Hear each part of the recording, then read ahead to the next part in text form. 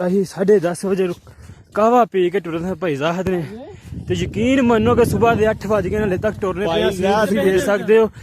साडे बोस ने साडे बोस ने साडे लगदा, लेकिन साडी जिंदगी की सब तो वड्डी गलती साडी जिंदगी की सब तो नट मेरा तो मोबाइल सिम भी चल गई जे। जिंदगी की सब तो वड्डी गलती है जी असीं डेंगी लाई जे।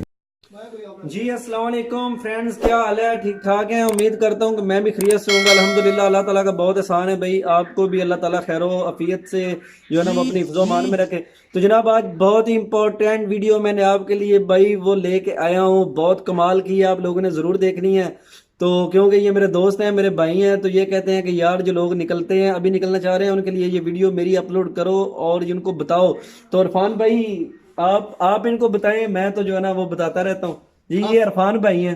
अस्सलाम वालेकुम जनाब, बरादर, दोस्तों, प्यारे भाइयों जो पाकिस्तान में इस वक्त तक तैयार होकर बैठे हैं, मतलब क्वेटे हैं, ईरान में हैं, जिस जगह पर भी हैं, ठीक है ना, उनके लिए, मेरे प्यारे दोस्तों के लिए एक छोटा सा पैगाम है कि भाईजान, मैं जब आया 2019 के शुरू में, सही है, फरवरी 2019 में, ठीक है ना, तो उस वक्त जब बहुत तुम्हें अभी देख सकते हो तुम, बहुत ज़्यादा बर्फ़ थी, ठीक है, तुर्की में।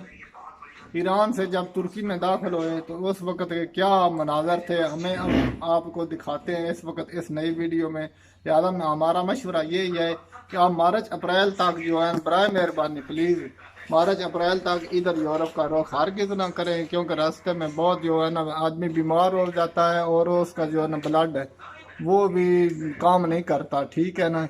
तो लिहाजा इसलिए मेहरबानी आपसे की जाती है कि आप मार्च अप्रैल तक जो बिल्कुल ना इधर का रुख ना करें। मतलब कि अगर आप दोस्तों को समझते हैं कि ये खुद चले गए और हमें मना करते हैं, तो अभी मैं आपको जो है ना ताज़ा जो वीडियो मेरे पास मौजूद है मैं आपको जनाब मेरी अपलोड कर देता हूं। भाई ने रखी हुई थी अपने पास, अपनी वीडियो संभाल के रखी हुई थी यार। मैंने उनसे कहा है कि वो शेयर करते हैं भाइयों के साथ। तो अभी आप देख लें, रियलिटी है, बिल्कुल ओरिजिनल हकीकत है यार।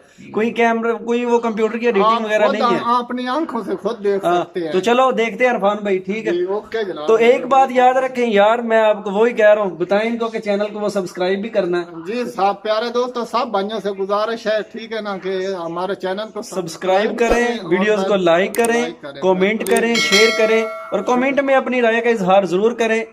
तो चलें ट्रेलर देखते हैं जनाब, हमारा तो काम ही है। शुक्रिया बरादर। ओके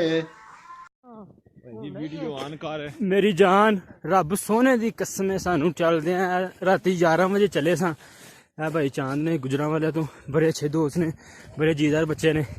भाई जान रात असी 10:30 बजे कहवा पी के टुरे थे भाई साहब ने। तो यकीन मनो कि सुबह के 8 बज गए हाले तक टुरने पे देख सकते हो। साडे बोस ने साडे बोस ने साडे जट साहब ने अभी साडे जट साहब ने।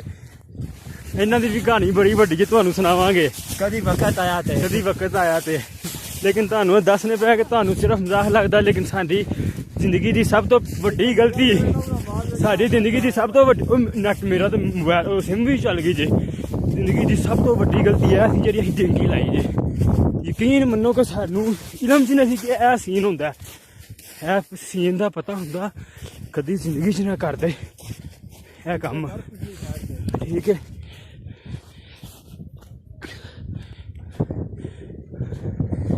साडी जान है, जिगर है अपना, हाँ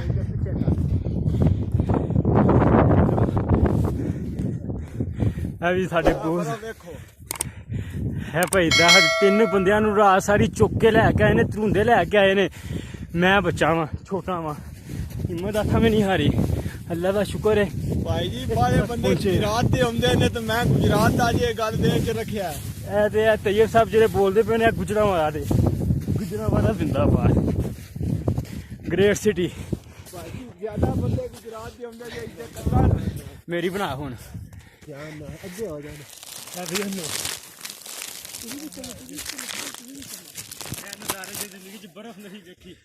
भाई जी राती 11 बजे ते टुरे हां, बर्फ विच टुरे हां। ये कुछ बंदे साडे पिछे ने, उन्हां दा पता ही कोई नहीं केड़ी थावें ने। अल्लाह चंगा करदा ऐ साडा जट है गुजराल तो, ते मेहरबानी करो बस करो इधर कोई ना आया ਚੈਂਕੀ ਲਾਣ ਦੇ ਰਹੇ ਭਰਾ ਸਮਝ ਕੇ ਸਾਡੀ ਇਹ ਹੀਰ ਹੋ ਗਈ ਜੇ ਹੈ ਇੱਕ ਬੋਸ ਕੁਝ ਨਾ ਇਹ ਵੇਖ ਲਓ ਬਰਫ਼ ਹੈ ਇਹ ਹਾਲਾਤ ਸਾਡੇ ਨਾਲ ਵੀ ਹੁੰਦੀ ਜੀ ਰਾਤੀ 11 ਵਜੇ ਇੱਥੇ ਬਣਾਈਏ ਇੱਕ ਵਾਰੀ ਆ ਵੇਖ ਲਓ ਯਕੀਨ ਮੰਨੋ ਬੰਦਾ ਗੋਡੇ ਗੋਡੇ ਫਸਿਆ ਬਹੁਤ ਜ਼ਿਆਦਾ ਫਸੇ ਸਨ ਬੜੀ ਦੂਰ ਓਕੇ ਖੁਦਾ ਹਾਫਿਜ਼ ਬੰਦੇ ਨਾਲ ਦੇ ਬੜੀ ਦੂਰ ਨਿਕਲ ਗਏ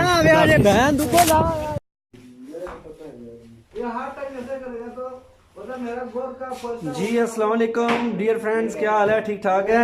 उम्मीद करता हूँ कि आप सब लोग खैरियत से होंगे। भाई ये जो भी वीडियो आ रही है इसमें बहुत ज्यादा बर्फ आ रही है, तो इसलिए मैंने तो वो वीडियो देख कर मुझे सर्दी लग गई है, तो मैंने जो है ना वो हर चीज ओढ़ ली है ऊपर। तो जनाब ये देखें अभी मुझे उतारना पड़ेगा, तो क्योंकि वो वीडियो जो है ना वो बहुत खतरनाक है यार। मुझे तो देख के यकीन करें बहुत ना वो घर में देखकर सर्दी लग गई। मैंने घर में देखी है यार अभी कसम से, इधर तो मुझे वो सर्दी इतनी वो अपनी पुरानी डेंकी याद आ गई है यार। आप लोग क्या करते हैं भाई, सब कहते हैं अभी निकले अभी निकल रहे। आप जब निकले थे तो आपको सर्दी नहीं लगी थी, तो यार ठीक है हम निकले थे तो आप भी निकल आओ। मैं तो कहता हूँ ठीक है आ जाए, लेकिन मेरा हक बनता है आपको ये दिखाना। देखें